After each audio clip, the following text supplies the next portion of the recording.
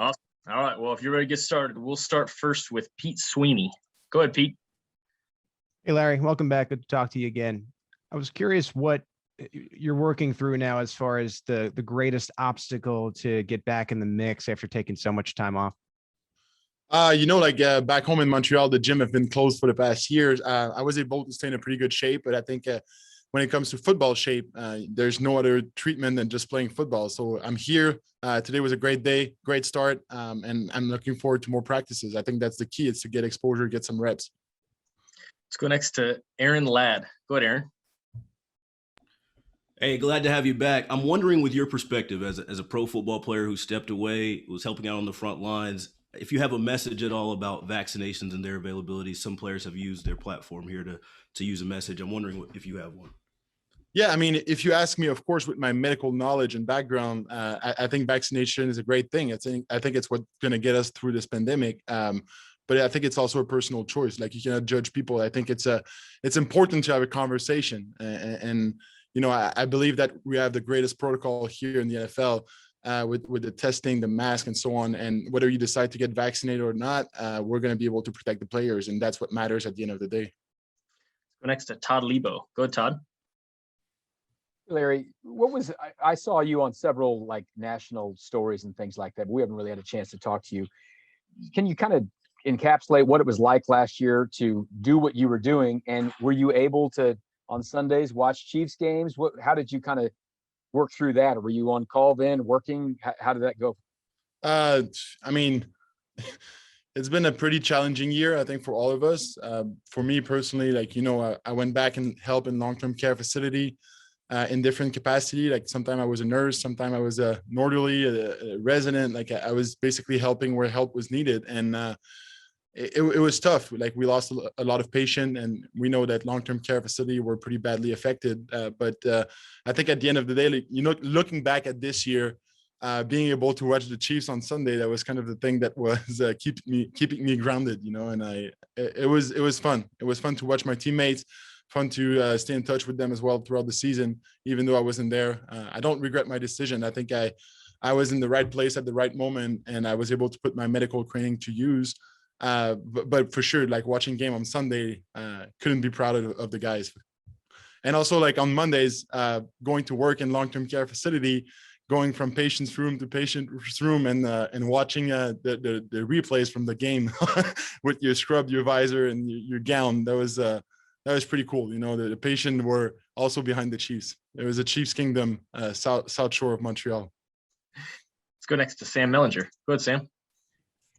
Hey, Larry, I hear you say just then that you don't regret the decision. I think we all can understand why, but I'm curious, did you miss football? I don't mean this in that old tired, does he love football thing enough, but did you feel like you had a foot in both worlds at all? Or did you feel completely detached from this and into what you were doing?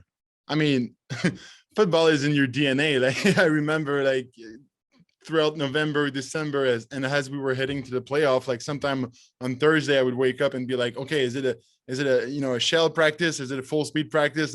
I kept asking myself those questions because I miss football. Yeah, of course. You want to play football. That's why I trained so hard. And, the last time I put a helmet on before today was at the Super Bowl in Miami, and we won it. So there's great memories from playing football with these guys. And I want to build, that chemistry back and hopefully get a starting job in order to contribute to the team this year.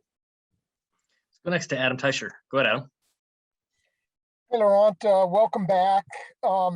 Wanted to ask you what you thought the last year has done for you in a football sense. Do you feel, or is there any concern on your part that maybe you're not going to be the same player you were before you left, or maybe has the year away from football maybe saved a year of wear and tear and can extend your career? How do you feel about all that?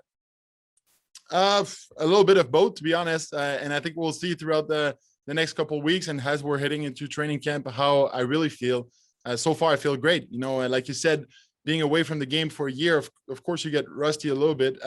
But at the same time, I've never, bench, clean, and squat as much as I did throughout the past year. So I feel in great shape, and hopefully it's going to be able to translate on the field this year.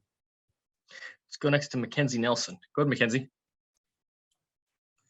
Larry, I was just curious what your thoughts are on how sports at all levels, not just professional, but college and high school handled, navigating the pandemic and practicing and playing, just overall getting some of these seasons in after having them taken away a year before. Just what are your thoughts on that? Well, you know what? Me opting out was never to say that we shouldn't be playing sport in 2020. I feel like through the pandemic, through like a ton of things that divided people, sport is probably one of the last thing that brought people together. So no, I think everybody did everything they can in order to make sport happen. And I think it was great for people, the fans needed it. Everybody went through like ups and downs throughout 2020, and to be able to like watch the Chiefs, watch your team perform at a high level, even though there's a pandemic going on. I think it's a great thing. It's like the connective tissue of our society. Go next to Sam McDowell. Go ahead, Sam. And Brad, I'll have a follow-up to this as well. Larry, the first thing I wanted to ask is, you mentioned that the gyms were closed. What were you doing specifically to keep yourself in shape? I mean, you can watch on my Instagram, but I built a little gym on my balcony, and I worked out outside because that's all I was allowed to do through quarantine and curfew and so on for the last year. I had a pretty good setup. Don't get me wrong, it was cold, but I had some heaters on the side and so on. And I basically trained like 4 times a week for the past year. So I feel in pretty good shape. And the second thing I wanted to ask is, you got, I would assume, a better taste of the field you want to get into post NFL than probably ever before. Did it reinforce that that's what you want to do, or give you any second guesses about it? I think it reinforced the fact that for me, my calling is promoting health, and whether it's with medicine or public health or other platform, that's what I'm going to be doing post-career and even during my career. And I started also a master's degree at Harvard in public health throughout the off season, because I think as a professional athlete, you almost have that duty to get involved, to promote something that you believe in. And for me, using the NFL platform and Tribune that I'm so privileged to have to promote something bigger than just one-on-one interaction with patient, I think it's something that I want to look at, We'll take 5 more. We'll go right down the line, starting with Nate. Go ahead, Nate. Larry, good to see you. I have a 2-part question for you. What in the last year did you want to sort of prove to yourself in terms of your return on the field and what you can do that maybe you wouldn't have had given the year off? And then secondly, just what's it like to be in the offensive line room now, given that Mitch, Eric aren't there anymore, and you have a lot of new guys, obviously Creed, Joe, Orlando Brown, to name a few. Just what's it been like to know what you can get better at with the year off, and obviously being within a new core? I don't mean to cut you off, but my English is a little bit rusty because I spoke French for the last year. Can you just say that first question one more time? No, you're totally fine, man. It's just what do you feel like you can get better at in your return, and then obviously getting into a new offensive line room? I mean, you can get better at everything, and I feel like 2020 was a good year, like 19 actually, and leading up to the Super Bowl was a good year, but you can always improve. So that's what I'm looking at. Like, I feel like I'm in great shape. I want to use that to my advantage. And then it's just making sure that I didn't lose any of the IQ football stuff and, the speed of the game and so on. So for me, watching film is going to be big this year. Just making sure that I can anticipate and also playing with my teammates. Again, it's kind of leading up into your second question. It's a new group out there, but it's crazy how they welcome me today. And I really love that. I feel like we're going to have a great group of guys. And, I know Wiley, I know Nick Allegretti, but everybody else is new. But they're just awesome dudes. So I'm pretty excited to be here, honestly. Go next to Matt Derrick. Go ahead, Matt. Bonjour, Laurent. That's not the best my French accent can do. I wanted to go back to Super Bowl Sunday and how you spent that day as far as watching the game, absorbing it all, seeing your teammates in that game, but then also specifically seeing the challenges that the offensive line had with all of the injuries and what was kind of going through your mind. I mean, it was tough. It was tough because, I know the guys, I know how hard they work in order to get there. So I remember I was working on Saturday at the long-term care facility, took Sunday off. We had a curfew, so I watched it by myself. And it was tough because of course you want your guys to win. And like I said earlier, like they work so hard in order to get to that point. And, we know that injury happened. but I think it's just important to have good depth. And I think coaches and scout this year worked so hard to build together an O-line where everybody can play, and everybody or most people had played in the past. So we have a tremendous amount of depth this year, and I'm really excited to be able to contribute to this offense. Go next to Seren Petro. Go ahead, Seren. Laurent, I'm curious, how many of your teammates or maybe even other guys around the NFL reached out to you? I mean, it seems like that's kind of a unique situation. Like I probably, maybe I should have some doctor friends, but I don't. But if I had some guys that were doctors in the radio field, I sure would have called them. So did you field a lot of calls from guys around the league in your team?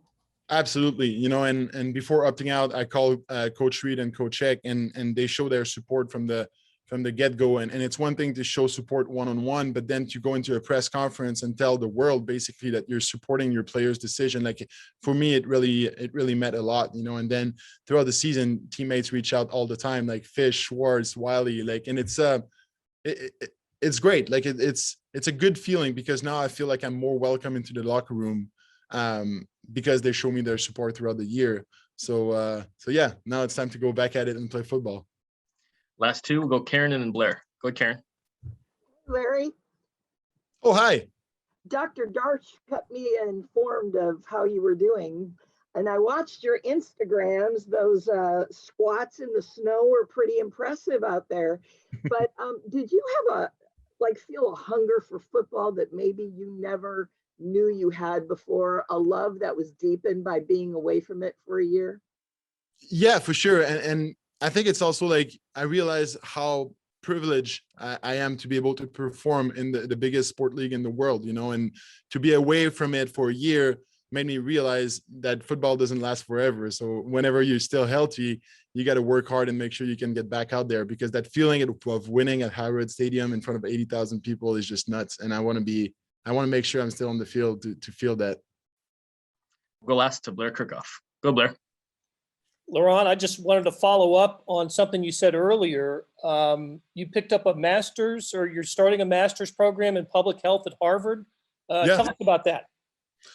I mean, it was always a field of interest for me to explore that, because I feel like the more and more I'm getting a platform, especially in Canada, it's getting harder and harder to interact one-on-one with patients, because sometimes I feel like patients know more about you than you know about them, And I feel like through public health, I can actually use that platform to promote health at a population level through primary prevention and other action. And I think that's really, I can really have an impact. And that's why I started that program. And then I was like, everything's going to be online this year because of COVID. So why not try to shoot for the moon and get into the best program in the world? And I got admitted. So I'm pretty excited. Larry, we appreciate your time. Thanks for joining us. Thanks, guys.